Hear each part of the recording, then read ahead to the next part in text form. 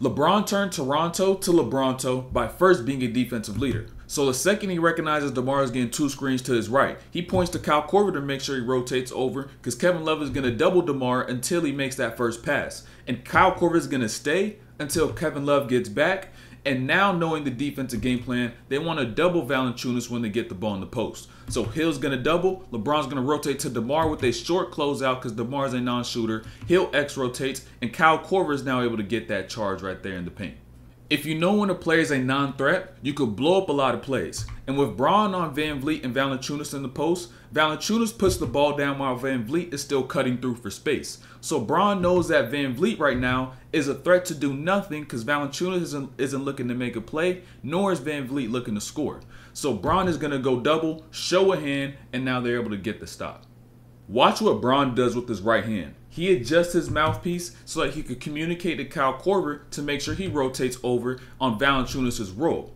So now pay attention to what Braun does. He plays Van Vliet about 5 feet back because Van Vliet is 2 feet behind the three-point line. And so that means Van Vliet's a non-threat. So he's going to discourage this pass to the post, and now he's going to lead Van Vliet in taking a three that he's uncomfortable taking, and they get that stop.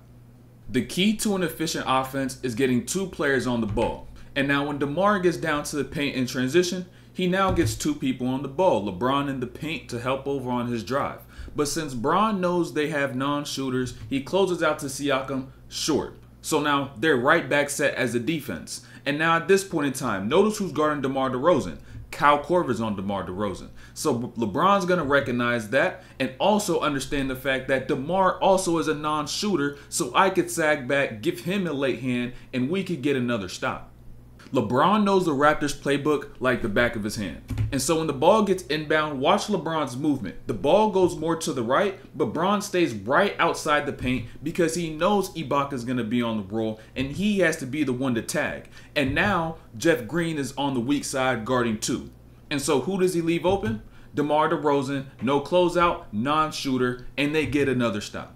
Now let's talk about Braun's passing. On this baseline out of bounds, look at Kyle Korver. You got DeMar on his outside shoulder, giving him a lane down the middle of the floor. But as a passer, Braun can't reveal that too early.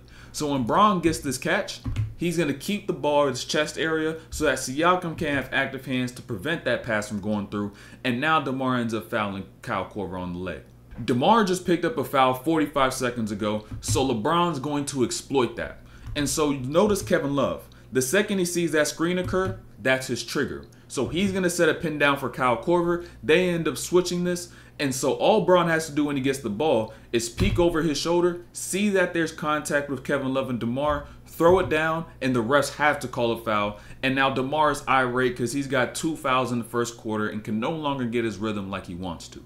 Braun might be one of the fastest players ever, but he knows how to slow down. So after coming off this first screen with Kevin Love, he doesn't like his angles and he brings the ball back out and he slows down so that he could use the gravity of Kevin Love and the pick and pop that they run to now lead Anunoby. And since he jumps out, he rejects the screen, sees Ibaka pull down and throws that out to Kevin Love so he could get that three from the top.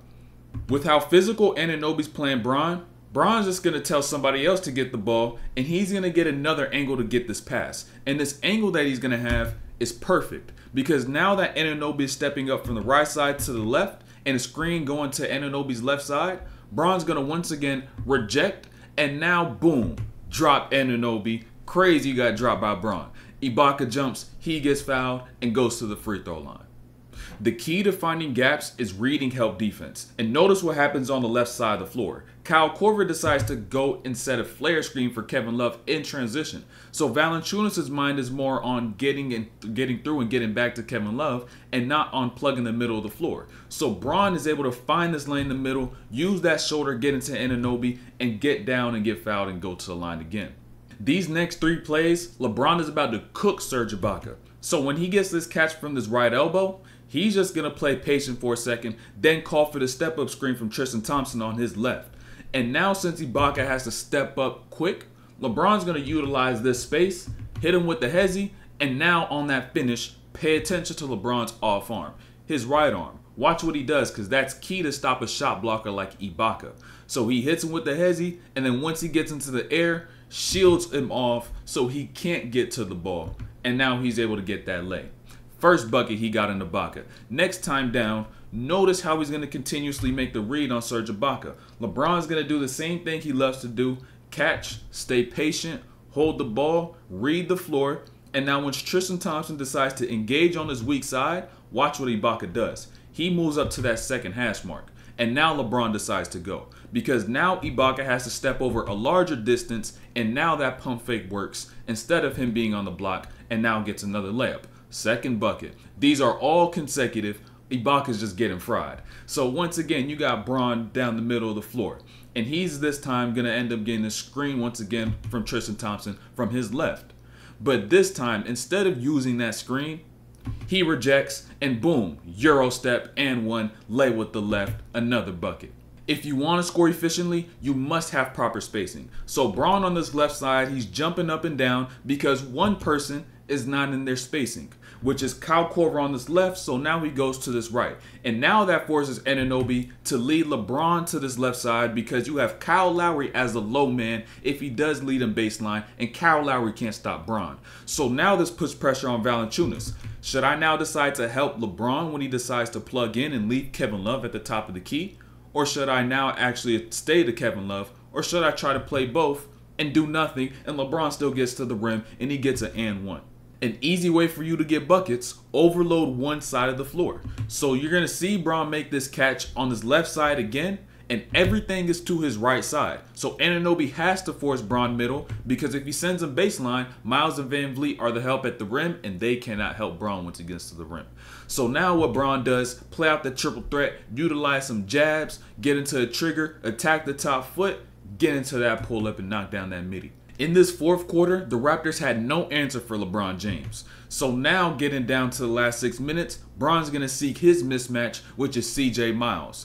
And now remember that last play, Bron just hit that midi?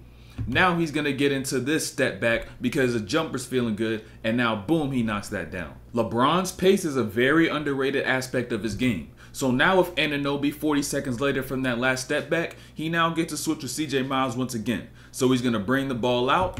And when he walks down CJ Miles, watch his pace. He's so controlled that once CJ Miles decides to reach, he now is able to enter that go, read and react, get down to the lane, he gets fouled and gets to the line. Anytime you face pressure, retreat dribbles will be your best friend. So when Bron goes to the left side and gets CJ Miles once again, he gets right inside the three-point line, and watch what CJ Miles does when Bron brings the ball back. He now closes up that gap between him and Bron. So what does Bron do? Get straight into that attack downhill and utilize a bunch of little details that allowed him to get there. So pay attention to this replay, right? Bron goes left, CJ Miles, you're going to see him move forward into Bron. So what does Bron do? Hip swivel right there, off arm swipe, one. Now he gets into a lane, cuff that pickup with the left by itself because the contact with CJ Miles with the right, boom, get through that gap. Then get right there to the rim and he gets an and one from the contact.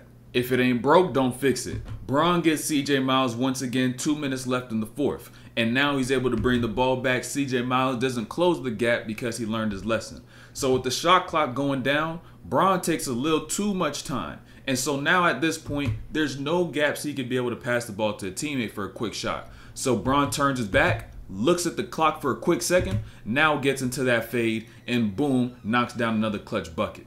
Once again, if you want to be an efficient scorer, pace and spacing are key. So Bron tells Kyle Korver to wait, and now he tells Kevin Love to come up to the wing and George Hill to go down to the corner so he could get Van Vliet to be the weak side help man instead of Ibaka. But what Ibaka does is instead he stays connected to the corner man so he could help if Bron gets to the rim. So now with CJ Miles, I'm going to attack him once again. So when Bron gets to the left side, watch his pace, right? This little change of pace that he does right here puts CJ Miles on his heels. If you didn't see it, here it is again. Boom, stops him for a second, gives him a lane, Ibaka lay on the help, and he gets fouled and goes to the line. I get the concept you want to pick LeBron up full court for the last play to cut off some time, but understand what's going to happen for Anunoby. When he has to guard LeBron full court, when Bron gets the ball, you're guarding him in a back pedal the entire time. So you'll never be able to get set, and now he has to break his base, Bron floats over the top, and you just lose.